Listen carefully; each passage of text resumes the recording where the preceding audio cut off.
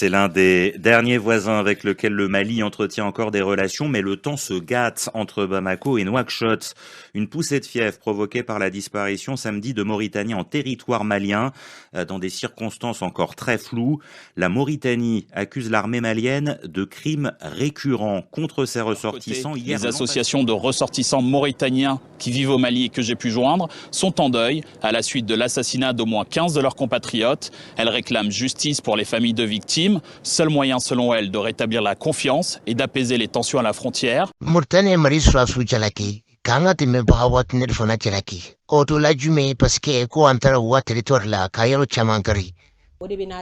La tension mun be Mali ale ni Mauritanie o ni ɲɔgɔn cɛ ni wagati in na an bɛna an da don o la ka walawalali kɛ aw ka se ka faamuyali ni ka o sɔrɔ o kan cogoya min na. La tension est grandissante entre la Mauritanie et le Mali. Les autorités mauritaniennes accusent l'armée malienne d'avoir tué des civils mauritaniens à la frontière des deux pays. Elles dénoncent également les violences que subissent, selon elles, ces ressortissants au Mali. Cette situation inacceptable perdure malgré les avertissements que notre pays a lancés à l'occasion d'incidents similaires fondés sur le principe du maintien du bon voisinage et des relations étroites entre les peuples mauritaniens et maliens et des intérêts communs entre les deux pays, a indiqué le chef de la diplomatie mauritanienne. Bonjour, bonsoir ou bon après-midi selon les endroits où vous êtes et d'où vous me suivez en ce moment. Donc moi, pour ceux qui ne se souviennent plus de moi ou qui ne me connaissent pas, je suis Mohamed Chirali, je suis journaliste, je suis mauritanien. Donc je suis là pour la seconde chronique sur la tension qui monte entre la Mauritanie et le Mali. Il ne faut pas avoir peur de le dire parce que réellement la tension monte. Elle monte parce que des Mauritaniens sont tués de sang-froid. Il faut appeler les choses par leur nom. Ils sont tués de sang-froid par ou l'armée malienne ou la milice russe Wagner, ou confondus. Peu importe qui a commis l'acte, en tout cas, des Mauritaniens sont, et pour la 4e ou 5e fois, assassinés de sang-froid sur le territoire malien. À la frontière entre le Mali et la Mauritanie, mes chers amis, il y a des cadavres partout. Ça fait 3 jours comme ça. Donc au cours de la première chronique, j'avais dit que la tension était montée. Elle n'était pas montée d'un cran, mais elle était montée de plusieurs crans. Elle était montée de plusieurs crans parce que, et je l'ai dit, ce qui s'est passé n'est pas normal. Il n'est pas normal. Il n'est pas normal que la Mauritanie continue, depuis 2022, à demander au Mali d'éviter de massacrer des Mauritaniens qui sont sur son territoire. Et moi, je suis journaliste. Je suis journaliste, mais en plus que je suis journaliste, je suis un Mauritanien qui est très, très intéressé par ces événements qui se déroulent sur la frontière entre la Mauritanie et le Mali. Pour plusieurs raisons. La première raison, c'est que moi, je suis, donc, je l'ai dit, d'une région qui est frontalière avec une région du Mali. Donc, je me situe dans cette zone géographique qui sépare les deux pays et qui est le théâtre de drames et d'événements malheureusement pénibles.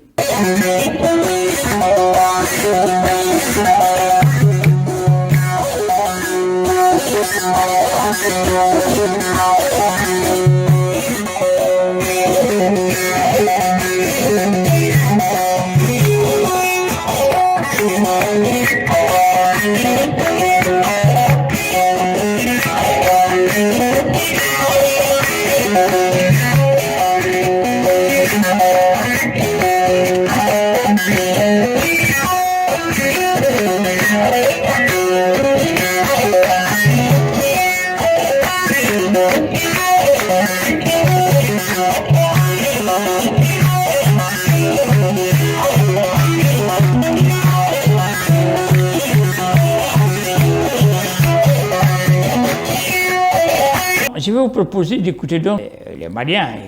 Il va décortiquer ce qui lui semble être les raisons profondes de l'existence de cette tension qui en ce moment envenime les relations entre le Mali et la Mauritanie. Mais avant, parce que ce sera très utile que vous suivez attentivement ce qui va se dire ici au cours de cette chronique, parce que c'est une chronique qui va, pour certains d'entre vous, apporter des éléments d'information extrêmement importants et dont peut-être ils n'avaient pas connaissance. Donc, pour commencer, je vous propose d'écouter un document qui explique un peu les enjeux de cette frontière longue de 1200 km qui sépare la Mauritanie du Mali. Le Mali est un pays enclavé situé en Afrique de l'Ouest. Il compte 12 millions d'habitants sur un territoire 2 fois plus étendu que la France. Il est composé de 2 espaces géographiques. Le sud du pays, d'abord, s'organise autour de la capitale, Bamako. Cette région est appelée le Mali vert en raison de la présence de la savane arborée et de la vallée humide du Niger. 90% de la population est concentrée ici. Elle est majoritairement issue d'ethnies noires sédentaires. Le nord du pays est traversé à la fois par le Sahel et le Sahara. La population est principalement composée d'Arabes et de Touaregs, au mode de vie encore largement nomade. La zone de peuplement Touareg dépasse d'ailleurs les frontières du Mali. Le Nord Mali s'inscrit traditionnellement dans un espace d'échange, depuis les anciennes pistes caravanières de l'or, du sel et des esclaves. Aujourd'hui, ici prolifèrent les trafics de clandestins, de drogues et d'armes. C'est dans cette région vaste et aride, difficilement maîtrisée par l'État, que des groupes extrémistes ont trouvé refuge. C'est le cas d'Al-Qaïda au Maghreb islamique, AQMI, qui a établi son sanctuaire. AQMI est responsable depuis 2007 de plus de 80 enlèvements au Mali, en Mauritanie, en Algérie, en Tunisie, au Niger et au Nigeria. En août 2011, la chute du régime libyen favorise l'arrivée dans la zone de nouvelles armes et le retour des Touaregs engagés par le général Kadhafi. C'est dans cette région instable, appelée l'Azawad, que début 2012, le mouvement national de libération de l'Azawad, le MNLA, composé de combattants Touaregs, attaque l'armée malienne. Le but, obtenir plus d'autonomie. L'armée malienne, mal équipée, essuie plusieurs revers. Elle se retourne contre le pouvoir de Bamako, qu'elle juge inefficace sur ce dossier. Le 22 mars 2012, l'armée renverse le gouvernement d'Amadou Toumani Touré. L'armée au pouvoir perd à son tour les combats au nord, et le 6 avril 2012, le MNLA déclare l'indépendance de l'Azawad. Sur le terrain, la situation est complexe. Aux combattants du MNLA indépendantiste s'ajoute Ansardine, un groupe touareg qui prône un islamisme radical. Les 2 groupes font front commun contre le gouvernement, mais s'opposent très vite entre eux pour le contrôle de la zone. Ansardine veut imposer la charia et se rapproche d'AQMI et de l'une de ses filiales, le Mouvement pour l'unicité et le djihad en Afrique de l'Ouest, Moujao. Dès le mois d'avril, le MNLA est évincé par les combattants islamistes. Les islamistes imposent la charia à la population et fin juin, à Tombouctou, ils détruisent les mausolées soufis classés au patrimoine mondial de l'UNESCO. Cette prise de contrôle des islamistes au nord, associée à la déliquescence du pouvoir de Bamako et à la fragilité de la région sahélienne, suscite l'inquiétude de plusieurs États. Tout d'abord, les pays voisins, secoués par l'afflux de réfugiés maliens, craignent une contagion des rébellions touaregs et du terrorisme. Le Burkina Faso, la Mauritanie, la Côte d'Ivoire et le Niger soutiennent l'idée d'une intervention armée rapide. L'Algérie, elle, partage plus de 1300 km de frontières avec le nord du Mali. Elle a longtemps défendu le principe d'une solution négociée. Cette frontière poreuse est traversée par des combattants d'AQMI, un mouvement issu du GSPC, le groupe salafiste pour la prédication et le combat, né en Algérie pendant la guerre civile au milieu des années 80. Alors, donc la Mauritanie et le Mali se partagent une frontière de 1200 km. Moi, je l'ai toujours appelé une dorsale. Dorsale, pourquoi je l'appelle une dorsale? Parce que si on regarde la carte, on a l'impression que la Mauritanie se repose sur le Mali. Parce que le tracé de cette frontière s'encastre sur le tracé de la frontière du Mali. Il y a quelque chose d'important à savoir. À savoir que cette zone de 1200 km, elle est divisée en deux zones distinctes. On ne le dit pas beaucoup, les Maliens n'en parlent pas beaucoup, je ne sais même pas pour quelle raison, mais en tout cas, elle se divise en deux zones distinctes. Le nord, qui est un nord qui est un peu une zone de conflit entre le Mali et les indépendantistes de l'Azawad. Et puis vous avez de l'autre côté, un peu plus bas, les Peuls. Et c'est là le problème, les Peuls. Mais en tout cas, aussi bien du nord que du sud, tous les activistes, c'est-à-dire que toutes les populations ou tous les combattants qui appartiennent donc aux gens du nord ou qui appartiennent aux gens du sud, sont tous à proximité de la Mauritanie, qui est un débouché important pour le mouvement des populations. La Mauritanie et le Mali sont en difficulté. Il ne faut pas avoir peur de le dire, parce qu'il faut que les choses soient très claires. Parce que si les choses sont très claires, on voit mieux dans les affaires. Et si on voit mieux dans les affaires, on peut voir mieux quelle pourrait être la solution de ces affaires. Alors, on va partir d'un principe, lequel? Le principe que la Mauritanie et le Mali ont de sérieux problèmes. Ils ont de sérieux problèmes. Pour la Mauritanie, elle a des problèmes avec le Mali parce que ses ressortissants sont tués. Le pourquoi ils sont tués, on va le voir peut-être au cours de cette chronique, sinon la chronique suivante. Et le Mali a des problèmes parce que pour lui, les tués sont des terroristes ou des gens qui sont en connivence avec les terroristes. Au Mali aussi, à la frontière entre le Mali et la Mauritanie, les images sont horribles. Je ne vais pas vous montrer ça. Tellement l'armée malienne a bien maté les voyous là. Et moi, en tant que journaliste et en tant que Mauritanien, qui suis un chroniqueur et qui suis un journaliste très intéressé par les événements qui se déroulent entre la Mauritanie et le Mali, je vais essayer d'intervenir sur certains détails pour apporter ce que moi je considère pouvant être des éclaircissements. Alors, on y va. Le Mali subit le plus d'attaques sur son flanc le long de la frontière avec la Mauritanie. Ça, c'est une réalité, c'est un fait. Toutes les parties sont d'accord avec cela. Il a parfaitement raison. Il a parfaitement raison en disant que le Mali subit beaucoup plus d'attaques sur la dorsale qui le sépare de la Mauritanie que sur les autres frontières. Là, je suis d'accord avec lui. Mais pourquoi? Il devait se poser la question de savoir pourquoi le Mali a plus de problèmes avec les mouvements des hommes armés tout au long de cette dorsale ou dans cette zone. Mais avant que moi je commence à expliquer ce que je crois pouvoir expliquer, ce que je crois être l'explicable, je voudrais lui dire encore une fois à ceux qui m'écoutent et à ceux qui me suivent qu'avant tout, il faut rappeler que le Mali est en conflit avec le Mali. Le Mali, il est en conflit avec le Mali. Le Mali est en conflit avec lui-même. Les événements qui se déroulent sur cette dorsale sont des événements qui se déroulent à l'intérieur des frontières du Mali. C'est-à-dire, en termes très simples, que ce sont des groupes armés qui s'attaquent à des villes ou s'attaquent à des positions militaires, mais à l'intérieur des frontières du Mali.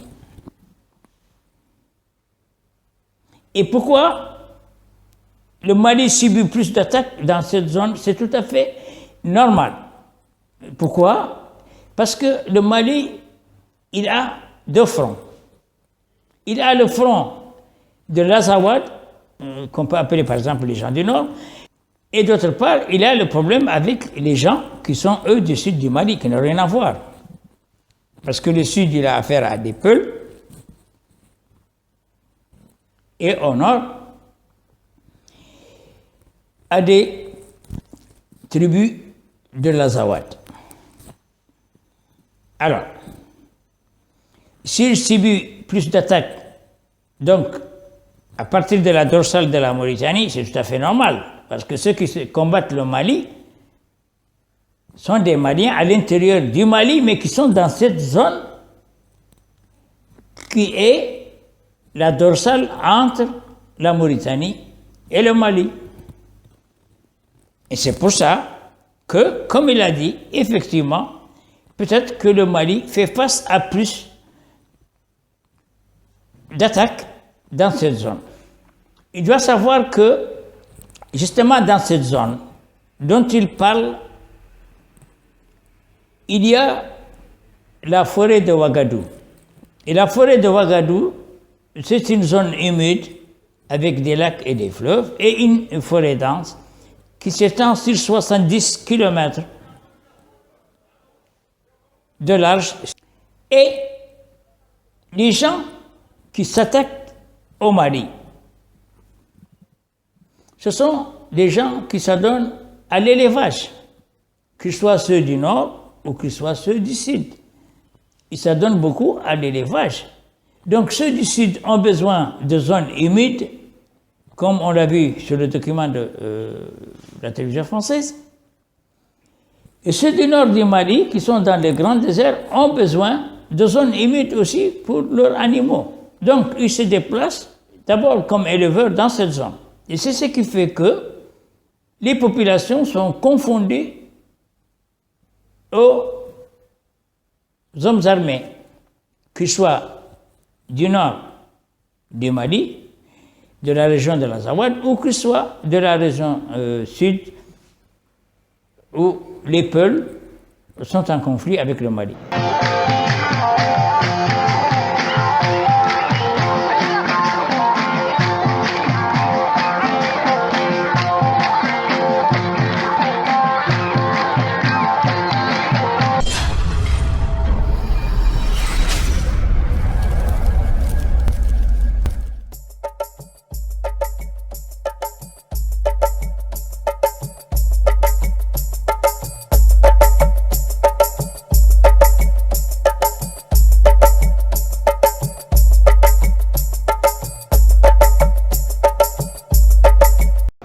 On part d'un front de 1200 km à un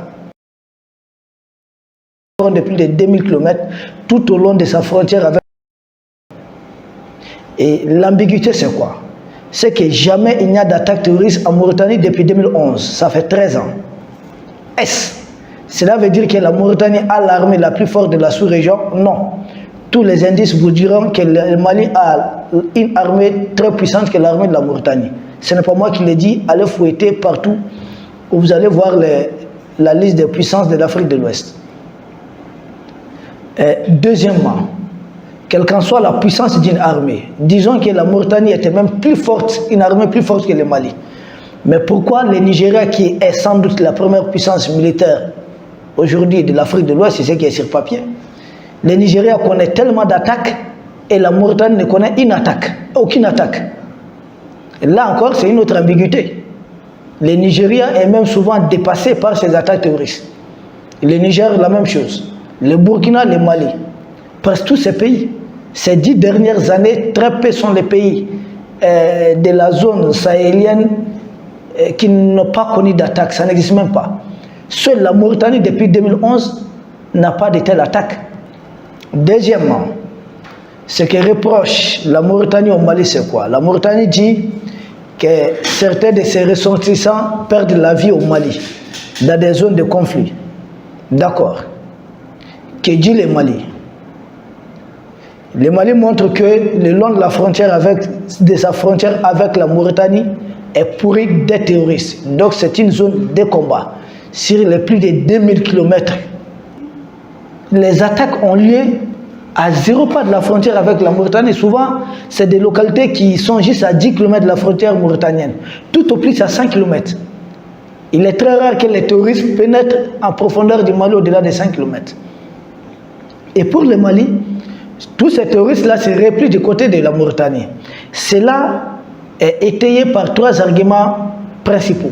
Premier argument, le Mali dit qu'à chaque fois que les terroristes sont pris en chasse, ils franchissent la frontière et se croient directement à l'abri du côté de la frontière mauritanienne.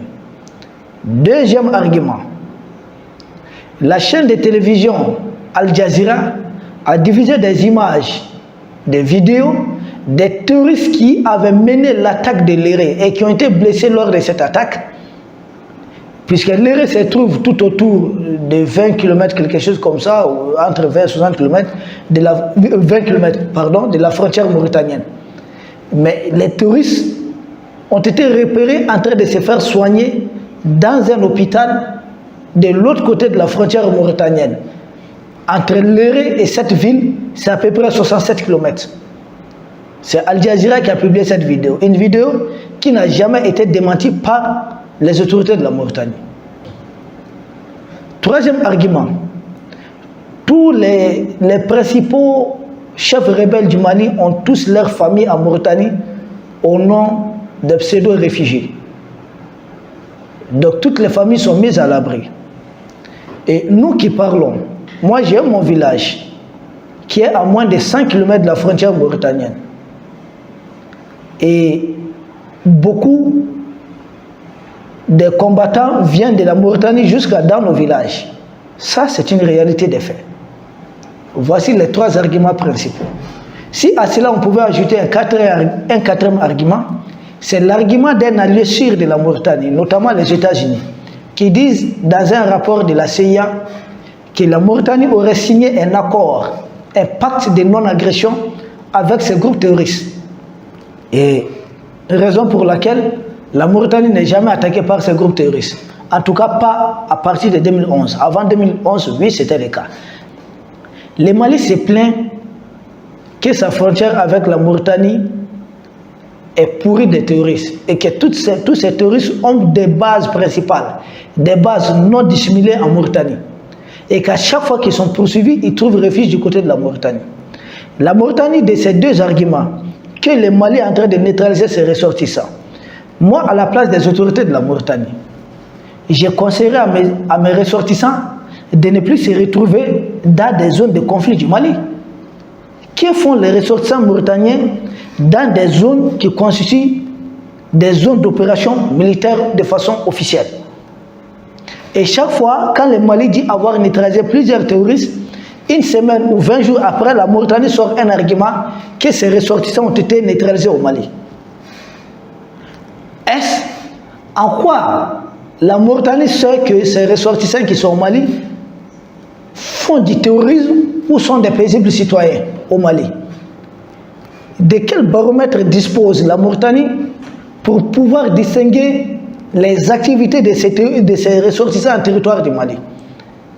Mais à l'inverse, la Mauritanie ne se plaint d'aucun ressortissant malien en territoire mauritanien d'avoir participé à un acte de terrorisme. Pourquoi c'est souvent le cas ici?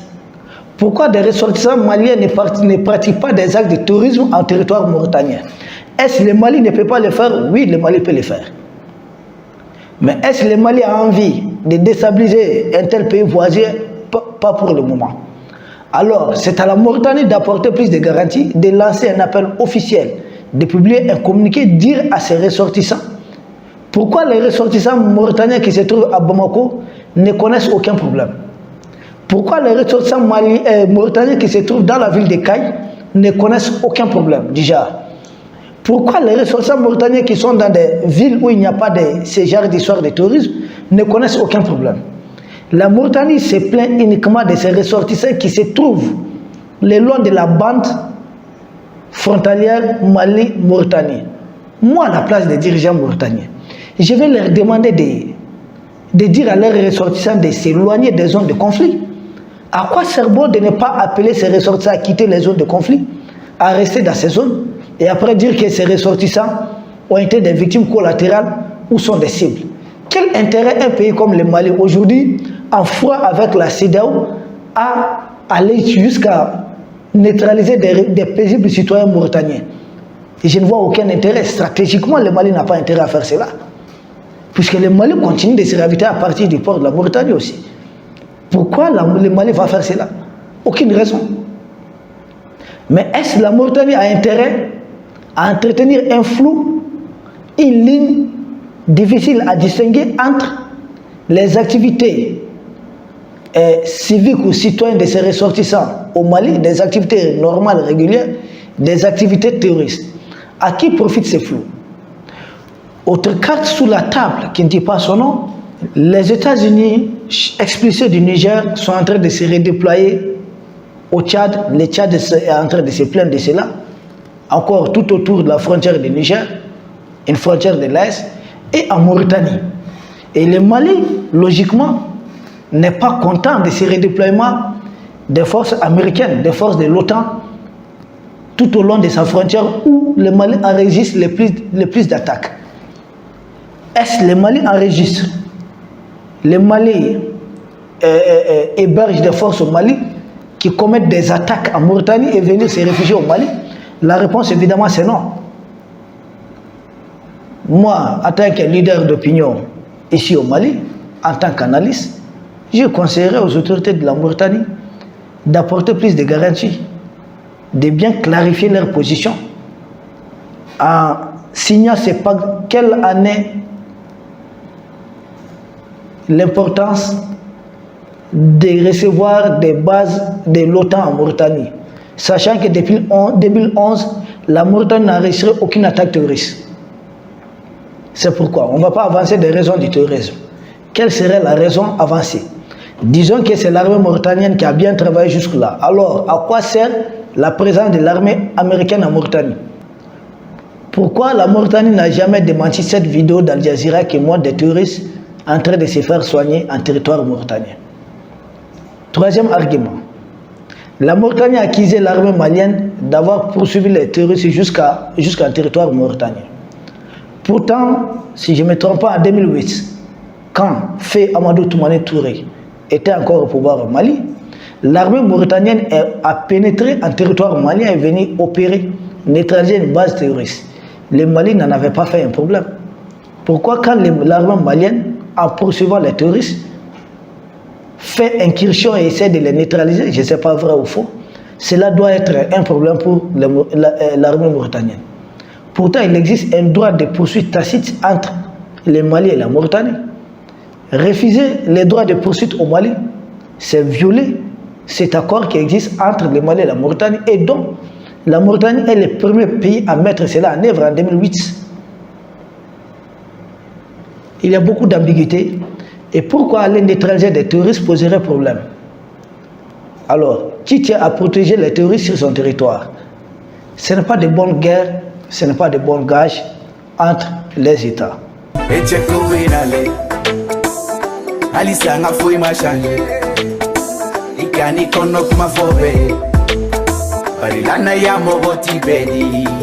Ibeda dollar bi confrère avec la Guijanfa Canada bi mogo la farafima Syria ya fonye Naga kuna te bagari fonye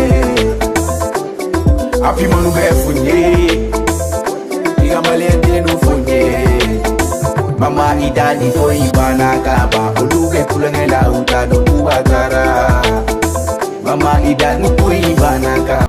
Le Mali subit le plus d'attaques sur son flanc le long de la frontière avec la Mauritanie. Il a parfaitement raison. Il a parfaitement raison en disant que le Mali subit beaucoup plus d'attaques sur la dorsale qui le sépare de la Mauritanie que sur les autres frontières. Là, je suis d'accord avec lui. Mais pourquoi? Il devait se poser la question de savoir pourquoi le Mali a plus de problèmes avec les mouvements des hommes armés tout au long de cette dorsale ou dans cette zone. Mais avant que moi je commence à expliquer ce que je crois pouvoir expliquer, ce que je crois être explicable. Et je voudrais lui dire encore une fois, à ceux qui m'écoutent et à ceux qui me suivent, qu'avant tout, il faut rappeler que le Mali est en conflit avec le Mali. Le Mali, il est en conflit avec le Mali. Le Mali est en conflit avec lui-même. Les événements qui se déroulent sur cette dorsale sont des événements qui se déroulent à l'intérieur des frontières du Mali. C'est-à-dire, en termes très simples, que ce sont des groupes armés qui s'attaquent à des villes ou s'attaquent à des positions militaires, mais à l'intérieur des frontières du Mali. Et pourquoi le Mali subit plus d'attaques dans cette zone? C'est tout à fait normal. Pourquoi? Parce que le Mali, il a deux fronts. Il a le front de l'Azawad et d'autre part, il a le problème avec les gens qui sont eux du sud du Mali, qui n'ont rien à voir. Parce que le sud, il a affaire à des Peuls et au nord, à des tribus de l'Azawad. Alors, s'il subit plus d'attaques, donc à partir de la dorsale de la Mauritanie, c'est tout à fait normal. Parce que ceux qui combattent le Mali sont des Maliens à l'intérieur du Mali, mais qui sont dans cette zone qui est la dorsale entre la Mauritanie et le Mali. Et c'est pour ça que, comme il a dit, effectivement, peut-être que le Mali fait face à plus d'attaques dans cette zone. Il doit savoir que, justement dans cette zone dont il parle, il y a la forêt de Ouagadougou. Et la forêt de Ouagadougou, c'est une zone humide avec des lacs et des fleuves et une forêt dense qui s'étend sur 70 km de large. Et les gens qui s'attaquent au Mali, ce sont des gens qui s'adonnent à l'élevage, qu'ils soient ceux du nord ou qu'ils soient ceux du sud. Ils s'adonnent beaucoup à l'élevage. Donc ceux du sud ont besoin de zones humides, comme on l'a vu sur le document de la télévision française. Et ceux du nord du Mali, qui sont dans les grands déserts, ont besoin de zones humides aussi pour leurs animaux. Donc ils se déplacent d'abord comme éleveurs dans cette zone. Et c'est ce qui fait que les populations sont confondues aux hommes armés, qu'ils soient du nord du Mali, de la région de l'Azawad, ou qu'ils soient de la région sud, où les Peuls sont en conflit avec le Mali. Donc, qu'ils soient du nord, ces hommes armés, ou qu'ils soient du sud, ce sont des gens qui évoluent dans une zone de proximité avec la frontière du Mali, c'est-à-dire des départements de Fassala, de Bassiknou et d'Amouche. Alors, c'est vrai qu'il y a plus d'attaques dans cette zone, mais ce n'est pas la Mauritanie qui appuie sur un bouton pour que les combats aient lieu dans cette zone entre les Maliens et les Maliens eux-mêmes. Parce que je l'ai dit, le problème c'est que le Mali il est en conflit avec lui-même, il n'est pas en conflit avec la Mauritanie. Et ce qui se passe le long de cette dorsale, comme problème pour le Mali, ne regarde pas la Mauritanie. La Mauritanie n'a rien à voir avec. C'est le problème du Mali.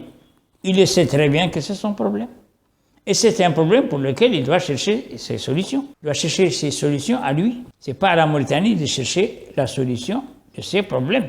Maintenant, pourquoi il y a plus d'attaques? Mais c'est au Mali de savoir pourquoi il y a plus d'attaques. C'est parce que le Mali aussi, il a plus ou n'a que des problèmes avec cette zone-là, ce nord-là de la dorsale, de la frontière entre la Mauritanie et le Mali, et le sud de cette dorsale entre le Mali et la Mauritanie. Donc, vous avez peut-être raison pour le nombre d'attaques qui se déroulent dans cette région, mais trouver la solution de votre problème, ce n'est pas le problème de la Mauritanie. Ce n'est pas le problème de la Mauritanie. Deuxièmement, quelle qu'en soit la puissance d'une armée, disons que la Mauritanie était même plus forte, une armée plus forte que le Mali. Mais pourquoi le Nigeria, qui est sans doute la première puissance militaire aujourd'hui de l'Afrique de l'Ouest, c'est ce qui est sur papier. Le Nigeria connaît tellement d'attaques et la Mauritanie ne connaît aucune attaque. Et là encore, c'est une autre ambiguïté. Le Nigeria est même souvent dépassé par ces attaques terroristes. Le Niger, la même chose. Le Burkina, le Mali. Presque tous ces pays. Ces 10 dernières années, très peu sont les pays de la zone sahélienne qui n'ont pas connu d'attaque. Ça n'existe même pas. Seule la Mauritanie, depuis 2011, n'a pas de telle attaque. Oui, encore, pour une fois, il a raison.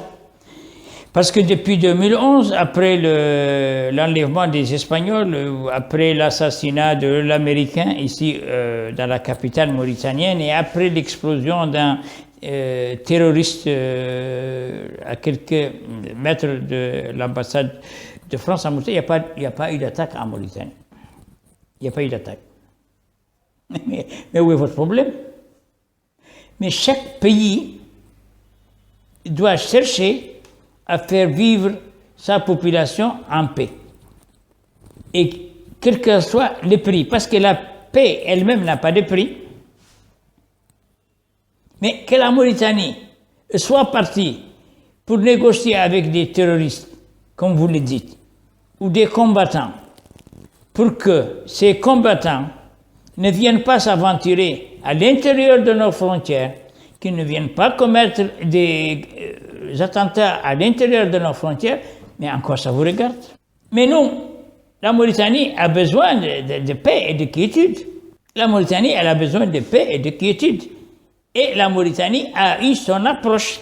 Et son approche, c'était de dialoguer avec les gens, les groupes armés, pour qu'ils ne viennent pas commettre des attentats en Mauritanie.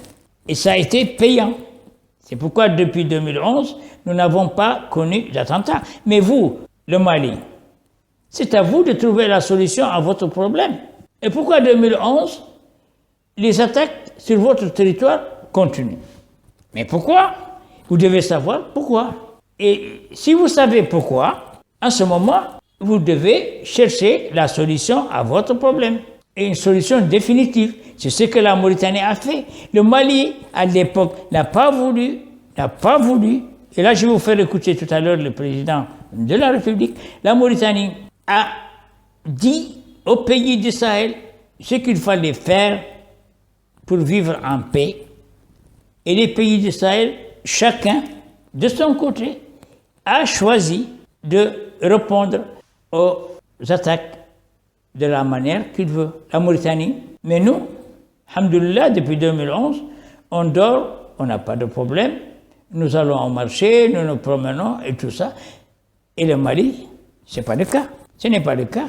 Et encore une fois, vous avez entendu parler du Nigeria, qui est un pays très puissant, qui est un pays qui est surarmé, qui est un pays ceci, cela, mais qui connaît des attaques. Le problème d'abord n'est pas le même, parce que là-bas, ils ont affaire à Boko Haram, qui est une organisation armée, et vous avez affaire à des hommes armés qui sont des Maliens, qui revendiquent des problèmes en tant que Maliens, qui n'arrivent pas à trouver un terrain d'entente avec le gouvernement malien. C'est là le problème. La Mauritanie n'est pas en conflit avec des terroristes. Non, on n'est pas en conflit avec les terroristes. Nous n'avons aucun problème avec les terroristes. Et le président de la République, l'actuel président mauritanien, il a dit une phrase que peut-être vous devez écouter attentivement. On est épargné parce qu'on a fourni les efforts qu'il faut. Nous avons donné la priorité à la sécurité. Les armées et les services de sécurité ont leurs responsabilités. Mais les oulémas, les érudits de la religion ont aussi leurs responsabilités en ce qui concerne la sensibilisation. Nous essayons d'envoyer le message à ces terroristes que, attention, ce n'est pas la peine de venir chez nous.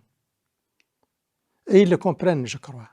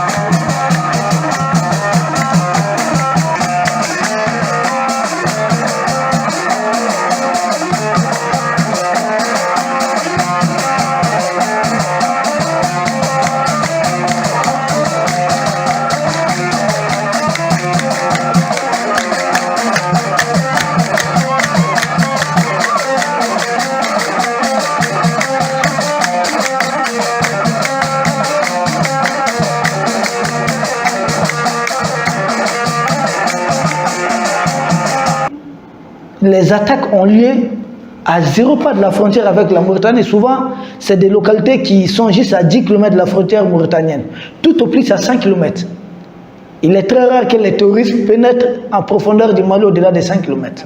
Parce que là, tu es en train de confondre pomme de terre et Angleterre. Parce que là, tu es en train de parler de la Mauritanie en disant que les attaques qui ont lieu ne peuvent pas aller en profondeur à l'intérieur du Mali de plus de 5 km. Et tu as évoqué justement Léré. Léré qui est effectivement une localité qui est aux environs de face à la Néré, à une vingtaine ou 25 km donc de la frontière mauritanienne. Ça aussi c'est vrai. Alors, on ne va pas revenir sur la question parce que je t'ai dit et je t'ai les répété que ceux qui combattent le Mali et qui revendiquent des droits au Mali, ils sont maliens. Et c'est des Maliens qui sont dans cette zone. Ils n'habitent pas à Bamako.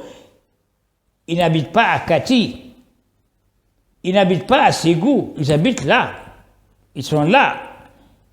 Alors, si maintenant le Mali ne veut plus avoir de problèmes dans cette zone, le Mali pourrait demander à ses populations maliennes de ne pas vivre dans un rayon de plus de 180 km le long de la frontière mauritanienne.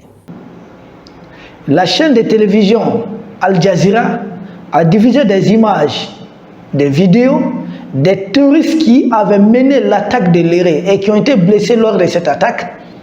Mais les terroristes ont été repérés en train de se faire soigner dans un hôpital de l'autre côté de la frontière mauritanienne. C'est Al Jazeera qui a publié cette vidéo. Une vidéo qui n'a jamais été démentie par les autorités de la Mauritanie. Pour la deuxième question, tu as parlé d'Al Jazeera. Al Jazeera est une chaîne d'information. D'abord, ce que Al Jazeera a dit n'est un secret pour personne. Parce que l'information même a été relayée par des organes d'information mauritaniens. Et même des images ont été rapportées. Mais il y a peut-être un élément que tu as oublié, parce que pour l'attaque de Léré, il y a des blessés qui ont été soignés à Basseknou. En matière de conflit, et selon la définition des conventions de Genève, un combattant est un homme qui a les armes à la main. Un combattant qui n'a plus les armes à la main n'est plus un combattant. Comme un blessé n'est pas considéré par les conventions comme un combattant. Et les grands bruits et le tapage que vos organes de presse en Thomas sont en train de faire sur la bataille de Léré, je reviendrai tout à l'heure là-dessus parce que je vais vous faire écouter des témoignages de Mauritaniens. La bataille de Léré, votre armée très puissante, qui a des avions de combat, qui a des drones, qui a des chars, qui a des satellites mis à leur disposition pour les renseignements, ne sont intervenus à Léré que 24 heures après le départ des combattants qui avaient occupé la base. La Mauritanie ne demande à personne de rentrer à l'intérieur de ses frontières, qu'il soit blessé ou non, qu'il soit combattant ou non, elle ne demande à personne de rentrer. Néanmoins, la Mauritanie ne peut pas refuser, sur le plan humanitaire, de refuser de soigner des blessés. Parce qu'a priori, pour la Mauritanie, il s'agit des blessés. Il n'est pas écrit sur leur front que ce sont des combattants. Et même s'il l'était, la Mauritanie ne peut pas refuser de soigner des blessés. Et pourquoi ces blessés sont à Basseknou ou étaient à Basseknou? Parce que le Mali ne dispose pas de structures médicales de proximité dans cette zone pouvant accueillir des blessés. Et les blessés dont vous parlez justement qui étaient soignés, vous accusez la Mauritanie d'avoir soigné des combattants. La Mauritanie a soigné des combattants, mais elle a soigné aussi des combattants maliens que leur propre pays n'était pas capable de venir soigner après les combats qui ont eu lieu à Léré. Ça, tu ne le sais pas. Donc, mon ami... Le Mali se plaint que sa frontière avec la Mauritanie est pourrie de terroristes et que tous ces terroristes ont des bases principales, des bases non dissimulées en Mauritanie. Ah, attention à ce que tu dis. Parce que si ceux qui t'écoutent ne te connaissent pas, eh bien moi je vais leur dire qui tu es. Parce que toi tu es parmi ces blogueurs qui sont soi-disant panafricanistes et qui sont proches de Moscou. Ils sont proches de Moscou. Et là, quand tu dis que ces terroristes ont des bases non dissimulées en Mauritanie. Qu'est-ce que ça veut dire? Si tu comprends français. Ça veut dire que tu affirmes que les terroristes, que tu appelles toi terroristes, qu'ils ont des bases en Mauritanie au su et au vu de tout le monde. C'est des accusations très graves. Et toi, tu ne sais pas et tu ne peux pas l'affirmer, mais tu sais ce que tu joues? Tu joues à la caisse de résonance. Tu joues à la caisse de résonance pour ceux qui te payent pour dire tes conneries. Et tu sais pourquoi tu dis des conneries? Parce que le monde est truffé de satellites qui observent tout mouvement de combattants partout dans le monde. Alors, si toi tu es le seul à savoir qu'il y a à l'intérieur de la Mauritanie des bases officielles et connues, cela ne veut dire qu'une chose, que tu portes des accusations contre la Mauritanie dont tu ne peux pas avancer aucune preuve. Et c'est faux. Parce que si c'était vrai, le Mali aurait, par les moyens d'observation de la Russie, qui est l'une des plus grandes puissances du monde, montré des camps d'entraînement de combattants à l'intérieur de la Mauritanie. Alors là, ce que tu fais, c'est une manière de tromper l'opinion publique de ton pays. Tu les trompes. Parce que ton gouvernement n'est pas en mesure de montrer aux yeux du monde qu'il y a des bases de combattants du Mali à l'intérieur des frontières de la Mauritanie. Laisse tomber, ne va pas sur ce terrain-là, garde ce mensonge pour toi et tu en auras besoin, peut-être pour dire autre chose qu'on pourrait croire. Ah, ça c'est bien. Et tu dis que les combattants, quand ils sont poursuivis, ils trouvent refuge en Mauritanie. Alors, c'est peut-être vrai, bien que tu dois le prouver. Mais je vais te dire quelque chose. Je vais te poser une question. Si un voleur rentre dans ton domicile, si de nuit, un voleur rentre dans ton domicile pour voler et pour violer, par exemple, une de tes filles, et tout le monde à la maison se réveille et il fuit. Il fuit et il saute le mur de ta maison pour se cacher dans la maison du voisin. Est-ce que tu me suis? Je t'ai dit, je te pose une question. Si tu es dans ta propre maison, un voleur rentre de nuit, il vole et veut violer une de tes filles. Et dans la maison, tout le monde se réveille et le voleur et le violeur fuient et ils sautent dans la maison du voisin. Est-ce que le voisin est tenu responsable de ce que a fait le voleur dans ta maison, toi, ou ce qu'il voulait faire?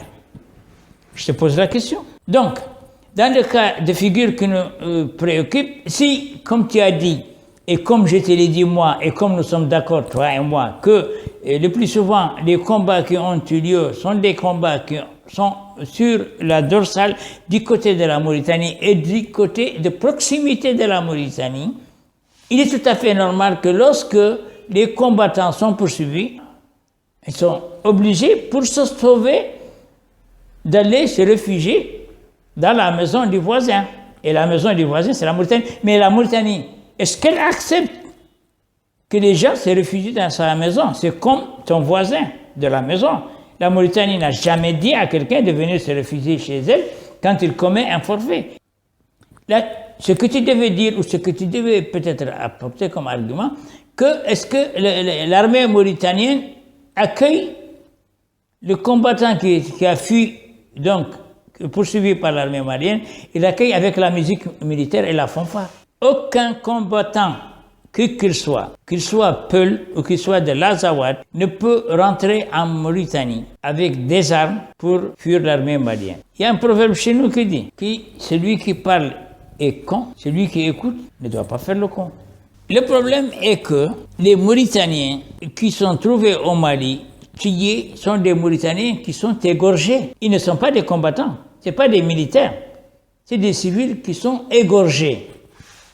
Alors, soit l'armée malienne est une armée conventionnelle, donc elle suit des règles de combat, et elle suit des règles qui sont dictées par des conventions. Elle n'a pas le droit de tuer une personne, même si cette personne est complice de terroristes. Mais là, on n'est pas dans ce cas de figure d'une armée régulière qui est organisée, qui fait... L'armée malienne, c'est très clair. L'armée malienne, qui est une armée considérée conventionnelle, c'est une armée de tueurs à gages. C'est une armée d'assassins. فرقونا قتلوا ولدنا وكانوا لا يقتلوا منتنا وخيامنا مبنيه الكحل منهم والبيوت ثقبوا فيهم النار وقداوهم ولا العدلوا فينا حقير وحيواننا تلفوه. هذا الطفل اللي قتل اللي انا رقيه من تأليف جده عدوا فيه قاعده محبطه في ابوني نفروه مني اتباق نقول مالي الله عنا اللي خلينا. Parce que des Mauritaniens ont été trouvés égorgés. Égorgés, je ne sais pas si tu sais ce que ça veut dire égorgés. Ils sont pris par l'armée malienne, ils les amènent dans des endroits inconnus et après on les retrouve égorgés. C'est là le problème. La Mauritanie n'a pas la possibilité, je l'ai dit, oui, j'étais écouté, j'ai la possibilité de dire que non, celui-là qui est à l'intérieur de votre frontière n'est pas un terroriste et l'autre il est un terroriste. Il n'y a pas un baromètre, il n'y a pas un filtre, il n'y a pas un portage de sécurité qui peut définir qui est terroriste et qui ne l'est pas. Il n'y en a pas. Mais ce n'est pas là le problème.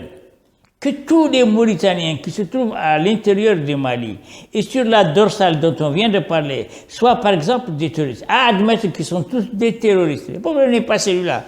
La Mauritanie n'a jamais dit au Mali de ne pas les arrêter, de ne pas les interroger, de ne pas les juger. Non. Mais ce qui est regrettable, c'est que chaque fois que c'est un Mauritanien qu'on trouve dans une zone où il y a eu des combats, un jour ou 2 jours ou 3 jours avant, l'armée malienne vient prendre des Mauritaniens au pif, il les amène et certains d'entre eux sont égorgés. Ce n'est ni la loi martiale, ni la loi pénale civile. C'est une nouvelle forme de loi malienne qui fait que les FAMA prennent avec eux des tueurs à gages qui sont sortis directement des prisons de haute sécurité, qui sont tous des assassins et qui font la sale boissogne à la place de l'armée malienne. Même si c'était ça, les Maliens, l'armée malienne, qu'ils égorgent les Maliens, la Mauritanie ne revendiquerait pas égorger les Maliens. Ça, c'est votre problème avec les Maliens. Mais même si vous trouvez un Mauritanien qui est terroriste ou qui a collaboré avec les terroristes, qu'est-ce qui vous donne le droit de l'égorger? La question, elle est là.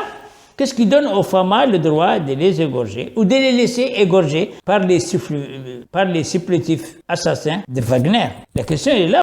Mais les Maliens qui sont à l'intérieur de la Mauritanie ne sont pas en conflit avec la Mauritanie. Ils ne sont pas en conflit avec la Mauritanie. Et pourquoi veux-tu que les Maliens qui rentrent en Mauritanie commettent des attentats? Ils ne sont pas en conflit avec la Mauritanie. Et d'ailleurs, les Mauritaniens qui rentrent à l'intérieur du Mali et qui sont égorgés ne commettent pas des attentats à l'intérieur du Mali. Ça n'a jamais été prouvé. Mais on les considère comme des collaborateurs à ce qu'on appelle des combattants ou des terroristes. C'est la vision du Mali de la chose. Et je vais t'expliquer pourquoi. Et pourquoi? Entre toi et moi, le Mali, l'armée malienne, les femmes, la dorsale dont on parle, de 1200 km, l'armée malienne ne s'aventure pas là. Elle ne peut pas s'aventurer là. Elle ne peut pas s'aventurer là. Pour qu'elle fasse une opération comme celle qu'elle a fait ces derniers temps en venant en prenant des otages, il faut les appeler ainsi, les amener pour les exécuter sommairement, elle ne le fait que dans une opération comme c'est la aéroportée. C'est-à-dire une opération aérienne et terrestre combinée. Parce que l'armée malienne ne peut pas se balader là. L'armée malienne n'est pas capable d'aller jusqu'à 10 km ou 15 km de la frontière mauritanienne pour faire des ratissages. Elle ne peut pas. Et pourquoi?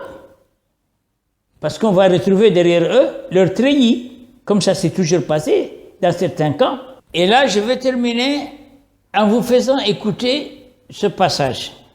Et je vous demande de l'écouter attentivement. Mais est-ce que le Mali a envie de déstabiliser un tel pays voisin? Pas pour le moment. Est-ce que le Mali a envie de déstabiliser un pays voisin? Pas pour le moment, il a bien dit. Je vous le fais écouter. Le Mali a envie de déstabiliser un tel pays voisin? Pas pour le moment. Pas pour le moment. Et alors, ce monsieur que vous venez d'entendre, qui est à la solde de Moscou, je l'ai dit moi sous ma responsabilité, a dit que pour le moment, le Mali n'a pas envie de déstabiliser la Mauritanie. Ça veut dire que le Mali est en train de réfléchir sur peut-être éventuellement la possibilité de déstabiliser la Mauritanie. Et voilà les dessous de cartes.